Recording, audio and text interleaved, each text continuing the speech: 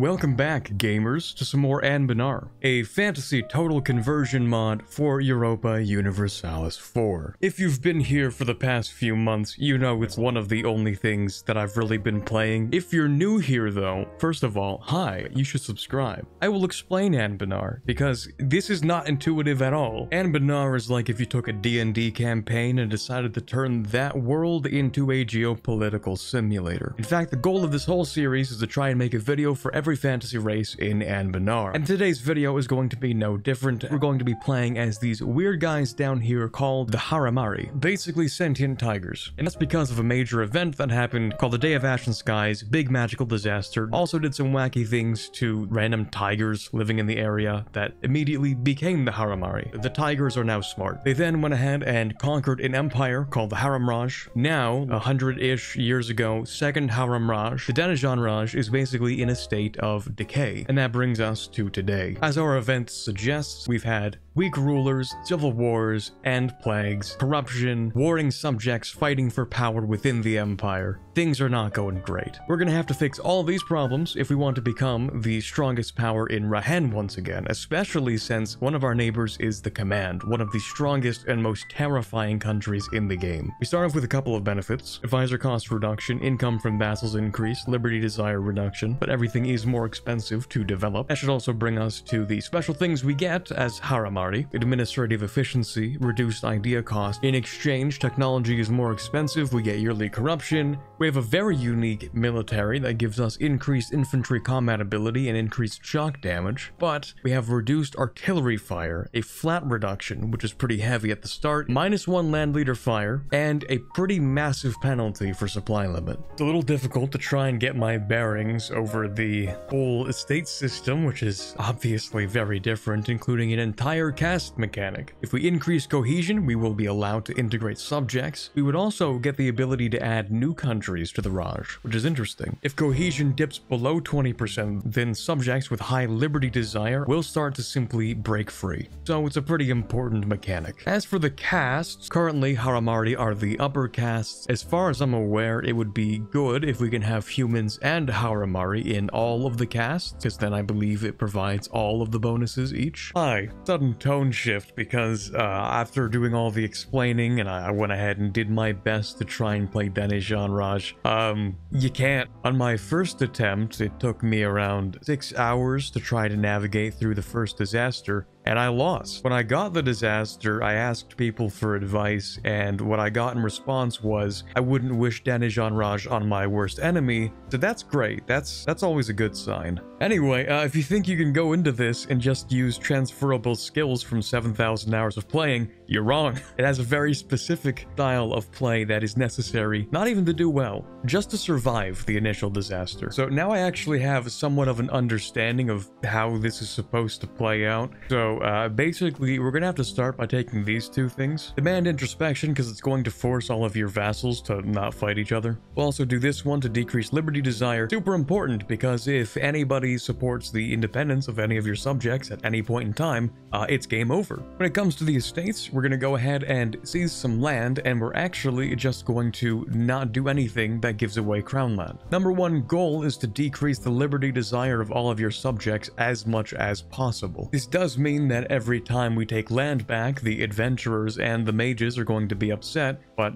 we actually don't care. I'm also going to start off by exploiting some development in the capital, because we're going to have to do that fairly regularly. We're going to want this guy to help improve relations with all of our subjects. Then what we're going to do is focus on admin, and then start by improving relations with our most unruly subjects. Every now and then someone's going to ask for a mandate. We're going to always say yes to these pretty much. Go to our mandate request settings, and whenever somebody asks for protection, we're going to say accept all. I don't think it's ever a bad idea to prevent subjects from declaring war on each other. We'll also accept all of these privileges. There is actually one other thing I forgot, which is that we're going to reduce the Synaptia ranks. We're going to remove the number of Synaptia we can have by 2, which is not a big deal because we get more income from vassals, very important. I have already read all of this stuff myself, so I don't really want to read through all of it again. So go ahead and pause if you want to read it yourself. This just explains the caste systems, and in this case, we get to pick who is going to become the new ruler. Previously, I went with the bottom option, but I think that's actually not the best one in this case, so I'm going to try the top one this time. And you know what? Now that we make quite a bit more money, I'm going to get some more expensive advisors. Might actually go with Diplo Rep instead, and stability cost. Yeah, so things clearly aren't looking that great. I wonder if there's any major thing that's going to happen soon that's going to create huge corruption issues. The command is fighting a major war right now, one that we can't actually join because we have a regency council. I'm not really sure if they're going to win or not, to be honest. Hopefully they don't, because the command is the biggest issue for us. It's actually really important for us to use our religious mechanic. There are a bunch of ancient temples scattered around Hellas, which is like this subcontinent, technically not Asia, but kind of Asia part of the world. So there are a bunch of old temples, different ideas about what the inscriptions and reliefs of the temples actually mean. So of course, there are different schools of thought. We can invite some people, and it's actually really important that we do this for a reason later on. Okay, so now we have the big thing that happens to our country. This guy named Manava, he was pretty important, literally the only thing keeping the Raj together. He's dead now though, so that sucks. The big thing though is that it sets the Raj cohesion to 30, which is why we never went ahead to grab this here. But basically everything sucks now because we're going to get a disaster called the corruption of the Lotus Court. To start off with, you can see it just sucks in general, pretty much. Minus 50% admin efficiency is a lovely thing to see. Of course, everything's also terrible with the corruption in the Lotus Court. Now we lose 50 legitimacy, as if things could not get worse. But there is one slight upside to this, which is that we can decide to replace the current vizier. It will decrease the Raj cohesion by 10, but it kinda is what it is. The reason we want to do that is because we have a little too much sway with the current vizier. Lucky for us, this guy will give us 0.16 monthly Raj cohesion and 0 yearly sway. This will increase the liberty desire of a couple of our subjects, which is why the next thing we're going to want to do is start the ministerial census. It'll also increase Raj cohesion by 5, which is pretty important because we just lost 10. And then on top of that, we're going to ask people to tutor our heir. Hopefully he can gain at least 1 point or something. We already kind of had this event, so I guess we'll just take the top one. One of the most important things we have to do is just go and investigate local ministries, because that's going to help decrease our corruption. It's also going to help build a case against the Ministry of Philosophy, so we can eventually get rid of them. At this point, it would also be a relatively decent idea to go ahead and insult the command. It'll give us an extra 10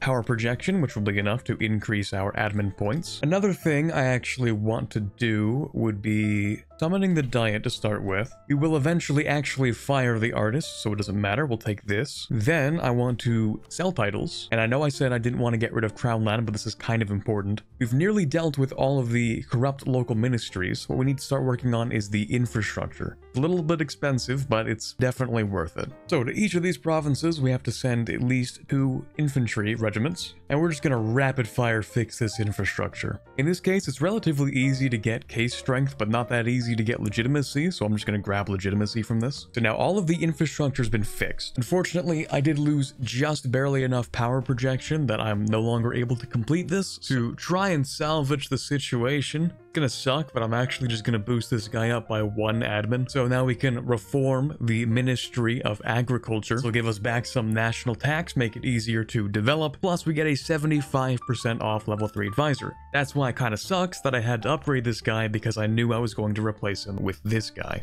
Oh yeah, don't worry about this disaster though. It looks scary, but on the bright side, it's really not gonna happen. Alright, our current Raja is now in charge. Our point distribution has changed. We now have increased military points per month, which is good for helping us in internal relations. But the more important thing is that the command has still not finished their war, and they're looking a little bit weak. The reason I dealt with the Ministry of Agriculture first is because they wouldn't allow us to take loans, so we're gonna go ahead and do that. Then we're gonna march up to the command, declare a war, maybe for humiliate, to be honest. Maybe I'll just grab my show strength if possible. We can't take land or anything, so it really doesn't even matter. Conveniently, we can also take the next Miltech. Ah, okay, so apparently because this is a scripted war that they're in the middle of, we can't actually do that much in terms of a peace, which is kind of awkward. Just the way that the systems interact, I guess. In order to force the command to fully surrender, we're going to have to completely siege them down,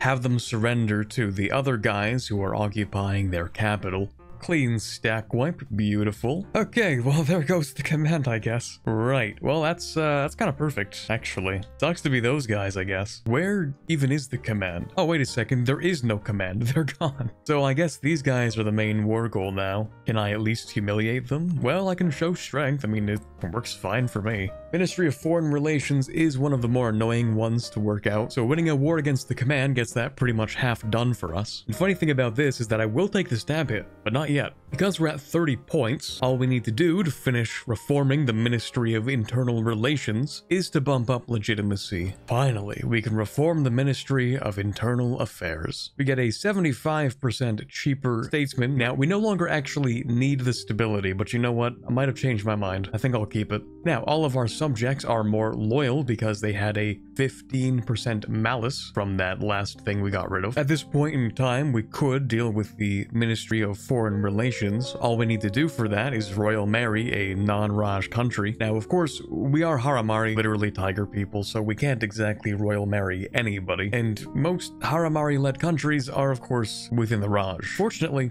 it's not all of them. We have one up here. But if we do that, of course, we don't have enough Diplo relations, which means we will lose one Diplo, and that's going to cause a problem for this over here. Instead, I'm going to cast a spell, Magnificent Feast. It's rather expensive, but it does give us +1 diplomatic relation. Now we can do a royal marriage with this guy. And finally, we can reform the Ministry of Foreign Relations. Now, just to make sure the Boer command doesn't want to do anything funky like, I don't know, reforge the command, I'm going to go ahead and ally up with a few of the bordering states, since these are, of course, also high philosophy, and maybe even future subjects to the Raj. We'll also pick up the next admin tech. This one's pretty important because we need to go after influence ideas. Pretty important because, of course, we want to pick up additional income from vassals from this first idea, which we also get from here. It also reduces liberty desire, which is obviously pretty important. Oh, also, since we have so much cohesion now, we can go ahead and enact new tax policies. We gain 50 Diplo for that.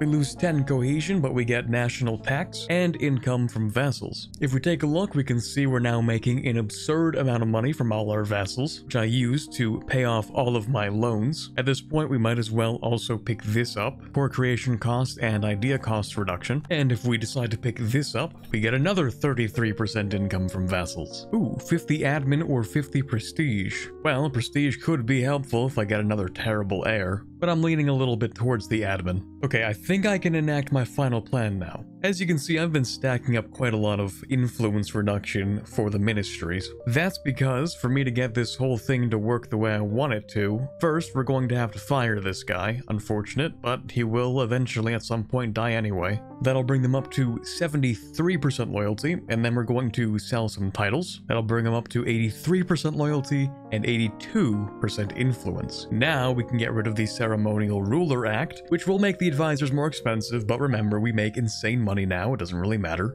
Most importantly, going to be the last thing we need in order to finish this off. Now we can reform the Ministry of Philosophy, and of course we can just go ahead and hire that philosopher. Or apparently we have to wait for corruption to go down. That kind of makes sense, I guess. Alright, fine, maybe it'll take a little while longer. Huh, another event just like it. You know what, I will take the prestige this time actually. Okay, interesting event. One of the murals in one of the temples might depict a goblin, might depict a monkey, no one knows, and I really don't care, but I do want Diplo points, so thank you. So that being said, hey, we get to finish our first mission of the tree. God, it's so painful. Anyway, hey, we get 25 prestige, 50 government reform progress, and minus 15 liberty desire in our subjects for 25 years. It's kind of funny to me that one of the requirements is that the year is at least 14 1455. Obviously, this is put in here so that the disaster has to fire, but it's also funny because to me it sort of implies you're supposed to be done this by 1455, which clearly you aren't. We are now thoroughly back together, 100 cohesion, everyone is loyal, very loyal in fact. So loyal that I don't think we even need to worry about subjects declaring war on one another. Instead, if we really wanted to, we could focus on aggressive policies and start declaring war on people, which maybe we should. And hey, would you look at that, the court has finally been reformed. We no longer have the Raja, which is very clearly not a great reform. Instead of minus 50% governing capacity, we now gain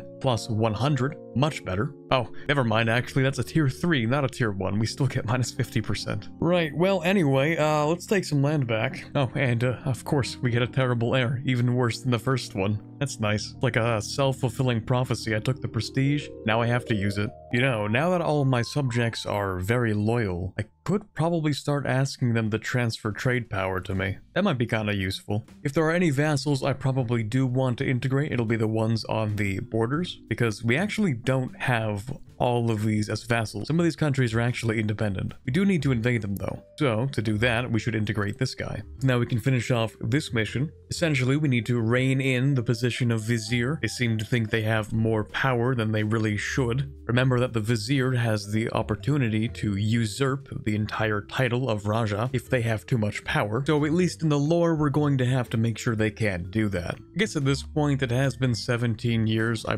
probably should spawn the Renaissance because it's just not going to make its way over. I'm also not particularly concerned about any future wars, so I don't really care about picking up this mill tech yet. So I'm going to go ahead and develop it in this province. It's really the only one we can develop it in. If I wasn't supposed to do it this way, then darn, that's unfortunate. You know what? She's not half bad. Besides, we can like tutor her, so it's fine. We should actually just go ahead and do that probably. So, ministries. I think we make more than enough income from vassals, so we're going to get rid of reduced Tenapthia ranks. This should allow us to finish off this mission. The lore is about replacing the former corrupt ministers with hopefully less ambitious ones. It does just give us monthly admin though. Okay, one of the big issues right now is that as soon as I give them the possibility, my subjects decide to fight each other. So they've got a whole lot of wars going on at the moment. That's great. I mean, technically it's useful because I have fewer subjects I'll have to integrate in the end, but also I kind of need them to help me fight. And one of the downsides of fighting this war is they also tend to hire a lot of mercenaries. Because look at this trade node, it's kinda ridiculous how much money's in here. But we'll probably be fine. In fact, I can even take the next Miltech. So if we're able to wipe them, that would be nice. Like full money, war reps, and transfer trade power. Your alliances are kind of meaningless to me. I don't really care. It's just an excuse to get more money from you.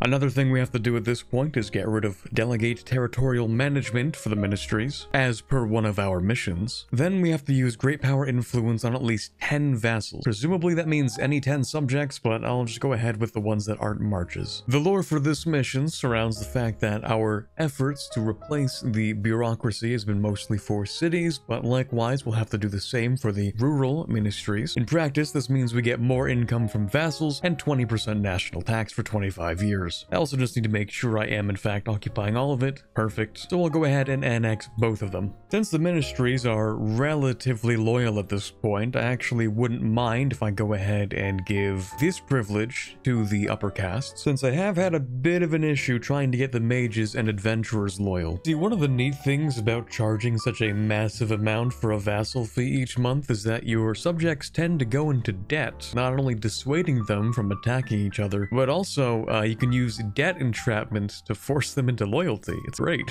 Setting that aside though, we have a bit of a job to do because it seems like Jadari has somehow been somewhat resurgent, so good for them. However, they're still pretty weak. And who can say that the Raj will be truly safe while our subjects still border enemies? That was all just a ploy to be able to take these two provinces because I do need them for a mission. But while we're here, we might as well add them to the Raj, why not? Of course, we can just pay off all their debt to make them a little more loyal. Ooh, now that's interesting. Starting to wonder if maybe I just didn't even see this on the side. Maybe I missed this at the start? I don't know. 20% trade efficiency is pretty neat. Now that's a pretty healthy looking economy. On the downside, I don't really have anything to spend it on. Well, I guess I don't need like a half-cost advisor here. I could just go straight to level 5. And if I take the Miltech right now, it has to be this year, then I could get more innovativeness. And you know what? I might as well. As you can see, I've been integrating my subjects at semi-regular intervals, because eventually we will need to have annexed 5, at least for this one mission.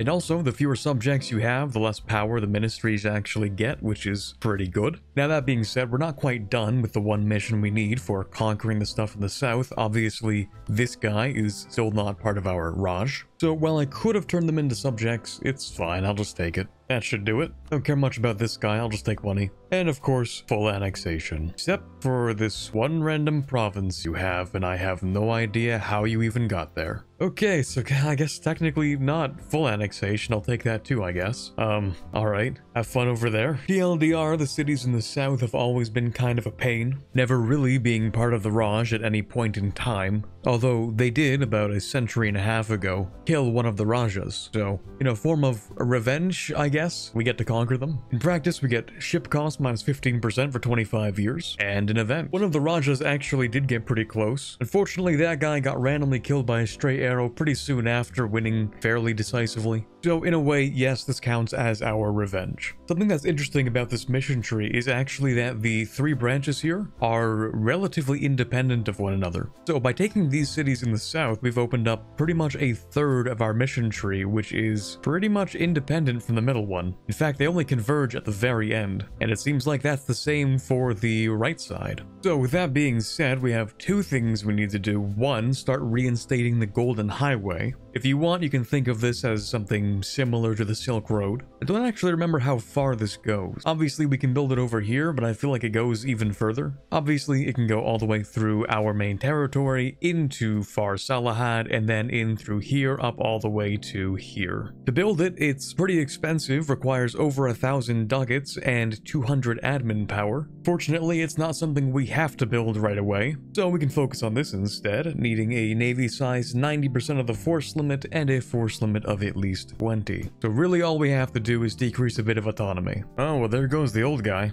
Well, oddly enough, he wasn't even that old. I think he was like 35. That's kind of a shame. As for the Vizier, we can just keep the same guy. It's not a big deal. In fact, maybe this was better because the next idea group I'm going to take will be admin ideas for the integration cost, and it'll also allow me to build the Golden Highway. That's alright. And a crazy heir. Okay. Crossing my fingers for no hunting accident. We've just finished building the Navy, which according to the lore is built specifically for us to deal with Buvari.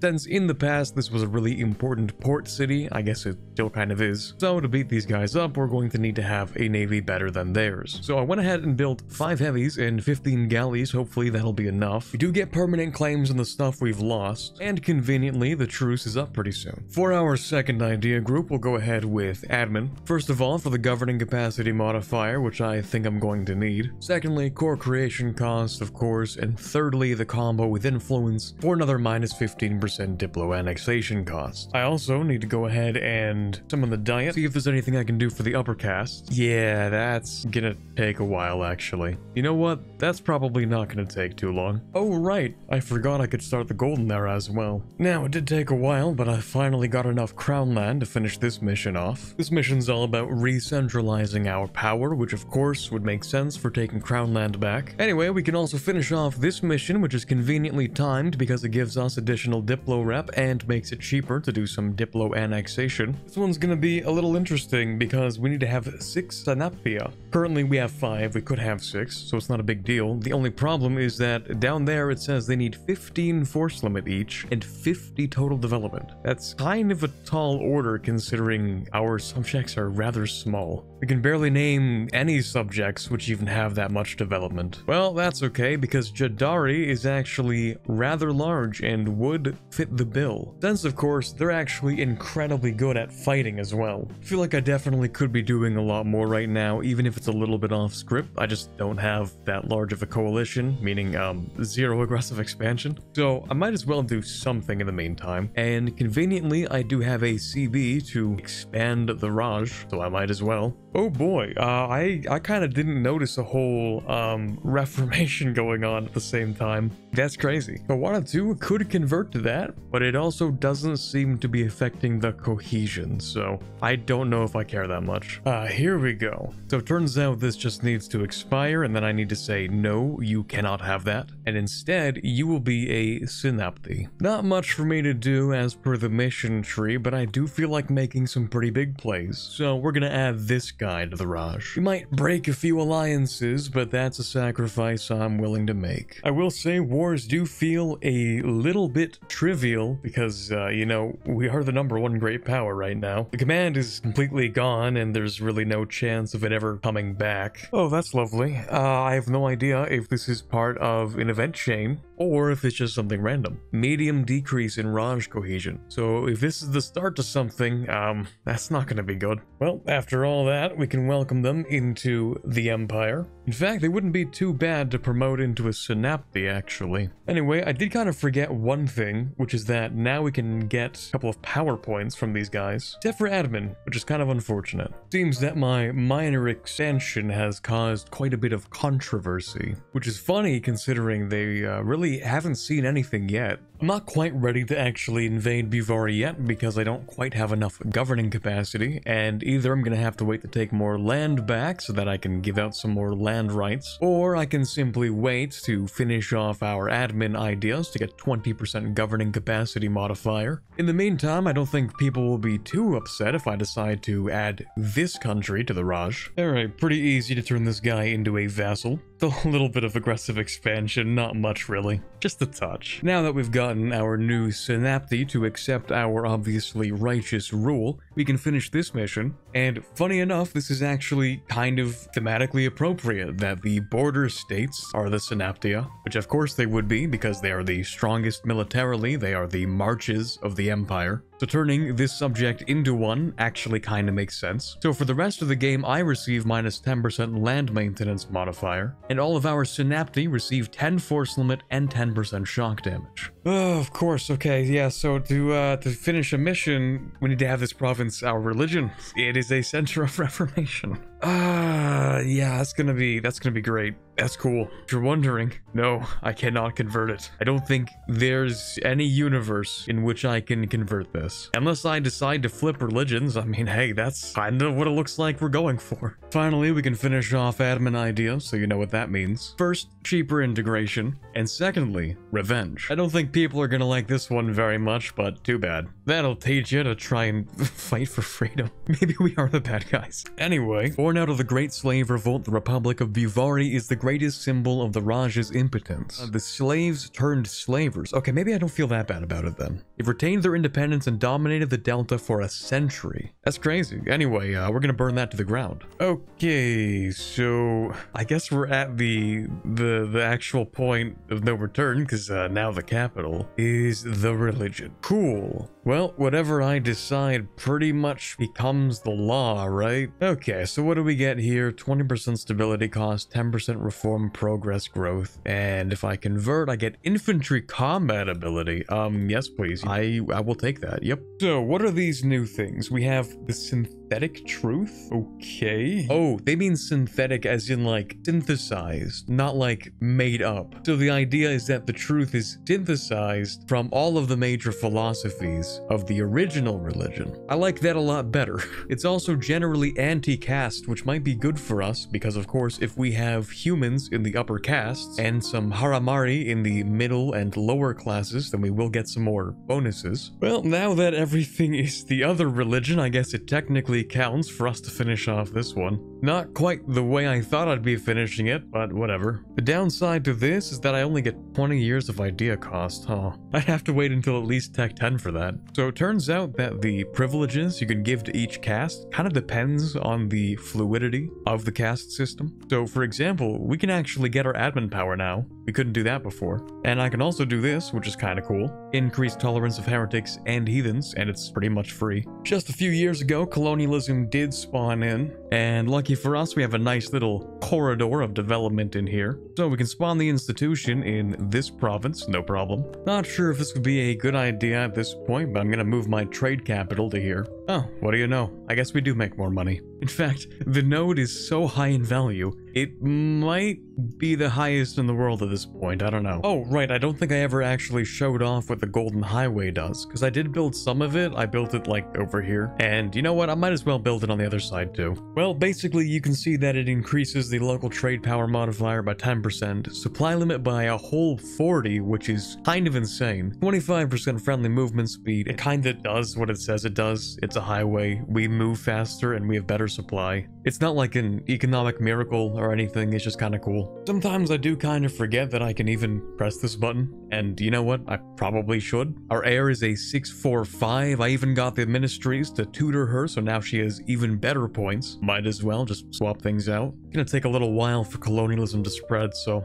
might as well just grab these techs. Alright, let's see. So the guy, Suhan, traveled all over the place. In a way, ended up uniting many of the philosophies into the one synthetic truth. And so, this religion actually ends up becoming dominant in the Raj, probably because I decided to convert. Anyway, main point is the Reformation comes to an end, and all Suhan's Praxis nations gain +2 tolerance to the true faith permanently. So that's pretty good. I think in order to embrace the institution, I might as well go ahead and sell some titles, then take some land back. Then we can embrace colonialism and repay all of our loans. And with that, you know what? I think I'm probably gonna call it quits for today. I've kind of lost track of time. I'm not even entirely sure how long I've been recording. I know for a fact that for this video alone, it's been well over 15 hours. But of course, that's because I, in my infinite wisdom, decided to spend 6 hours on the first attempt instead of giving up and trying again earlier.